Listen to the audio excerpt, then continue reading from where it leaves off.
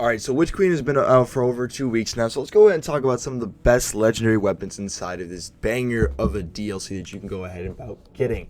Now, some of these are obviously world drops, some are a little bit easier to get. So the main weapons that I just want to talk about, I'm just going to list them all right off the rip, right? Polymer rocket launcher for heavy. This is so strong. Dude, this was like a crutch for me in the day one.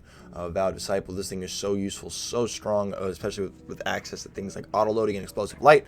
Obviously, dude, the funnel web, you could argue is like the new just king SMG. I don't have like a god roll funnel web. I do have like a PVE and a PvP one.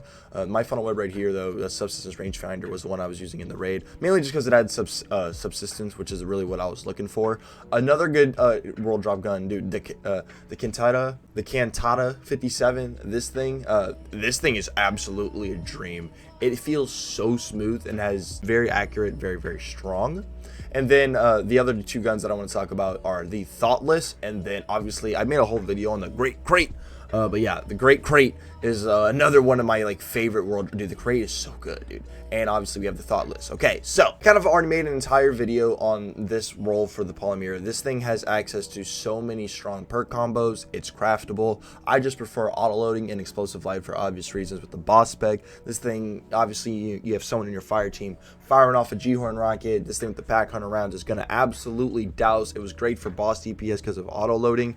You can hot swap to things like a Wither Horde, if I had a Wither Horde on me, but you know what I'm saying, you can swap to things like a Wither Horde. This thing is just very good to hop swapping in between for deeps, and very useful to have at any time, especially for the future. I could totally see this thing just having plenty of more reasons to have play. So yeah, just definitely go ahead about getting this one. I made a whole entire video on it. And hear me out, this bad boy is useful across the board. PvE, PvP. It has things like time payload and rapid hit in the first column, which is very strong. Also, you can roll steady hands, which is like the new quick draw. For Crucible, that can be pretty solid to have in the first column. Whenever I get like a better roll of this baby with like a range masterwork, maybe some rapid hit in the first column, that'd be something, dude. A rapid hit time payload with range masterwork on this thing is gonna absolutely slap up in the Crucible, for sure, to say the least. Also, you could get things like rangefinder as well in the first column, which is very strong. Overall, just a really great energy PvP hand cannon for anybody that wants one. Maybe you want to change it up from your palindrome or stuff like that, dude. The Cantata 57 is very good. Now, the way this bad boy can work, dude, is with its Origin trait Vice Stinger and things like Subsistence. Pair this with Frenzy or even like Thresh Rangefinder. This thing has access to so many like just good perks. Mainly though, the combo you want is definitely Subsistence. Just because it's Subsistence with the Origin trait in PvE, thing's gonna function like a baby Osteo, and you're just gonna be dumping so many extra bullets from, especially for ad clear. Subsistence is just gonna give you so much extra bullets, and then Vice Stinger, you're gonna be able to proc this a lot just by doing damage to enemies, which is very strong. It fires so fast, amazing stability, very easy to control. Mine only has a handling masterwork, unfortunately. I'm still working on getting a better rolled one for PvE for sure. And then like PvE or PvP rather, you do have rangefinder, killing wind, perpetual motion in the first column, killing wind in the first column. Then you have rangefinder, and the other column is very nice. Frenzy once again. Frenzy is such a good perk. You could even roll Demolitionist, so like Subsistence Demolitionist for PvP. For PvE would actually be pretty darn nice for sure, to say the least. Even Subsistence Thresh can help you, get your super back a little bit quicker. Overall, dude, I think the funnel web is like an SMG that everybody, no matter what, has to have. It's that good. It is that good. I'm pretty sure everybody knows that by this point. I'm still going to make my own separate video on this thing when I get a better rolled version of it. But yeah, everybody definitely needs to get themselves a funnel web. So let me tell you why Crate is like the most used auto rifle right now. First off, 720, very nice archetype right now. Its perk pool is just honestly ridiculous what you can get. Obviously, the one I'm rolling with here is Overflow and Vorpal. Very solid in PvE, to say the least. You can also roll things like Subsistence in this column, which is very strong. In this column, you can roll things like One for All. You can roll things like Focus Fury. You can get Focus Fury, Adagio, which, dude, Adagio low key on this thing with like Subsistence can be pretty flames. With combined with the Vice Stinger.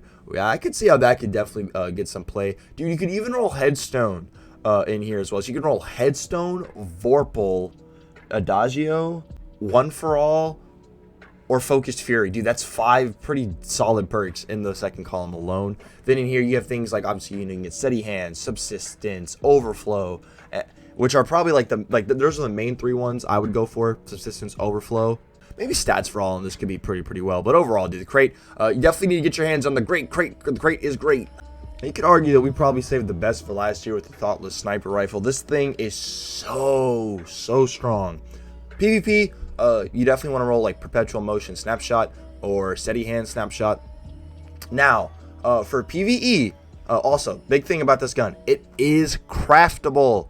Okay, I believe you need, I think it's 2 that you need to unlock the pattern, but don't quote me on that. I don't know for a fact. This is the only one I've gotten with the attunement on, and I'm definitely gonna go get this extraction and work on a pattern, because I want to craft a god roll version of this for PvE. So what you can do for PvE is quite a lot. This thing has access to overflow, which is very good, and things like firing line and focused fury for deeps, for mad deeps, right? Also, this thing can get things like some fat magazine size. I believe you can get this thing with the proper, like you can get this thing up to like maybe like 7 or 8 in the mag. But I want to say it's around 7 that where you can keep this bad boy at. Now, because this thing is a stasis sniper, you can pair this things with like Font of Might and Stasis Wells, with firing line and enhanced overflow.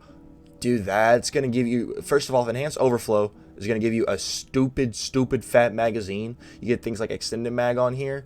That'll be very good. And then in here, you roll things like firing line or enhanced focus fury. What you could do with focus fury, right, for boss deeps. This works. This can synergize really well with you know, your auto loading polymer that we talked about earlier.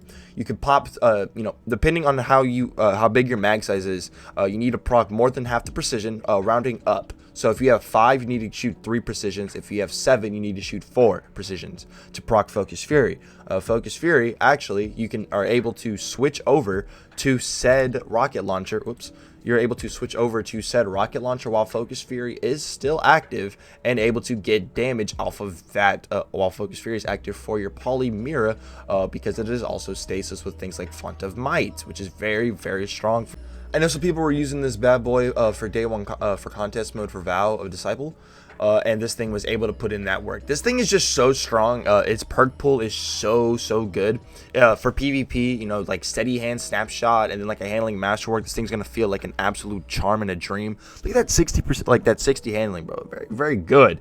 And then PvE, dude, because it's a stasis sniper, you could pair it with things like Font of Might, Stasis Wells, dude, and things like enhanced overflow, enhanced firing line, and then, or you know, you could run obviously the Focus Fury and do some mad deets with a quick hot swapping, dude. Just be careful of what your mag size is to fully proc Focus Fury. Once you're able to proc it, you can switch over to your polymira, bam, blast them with the rocket, switch back to this bad boy, and continue about your business.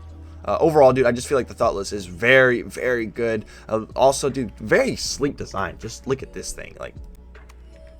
Anyways, though, guys, that is going to be my top, like my main weapon, my main legendary weapons to go about and get. If I decide to prioritize any of these, I would probably say the Thoughtless Sniper Rifle, because it is a Season 16 weapon, where all of the other ones are just going to be world drops, just out there in the loot pool forever.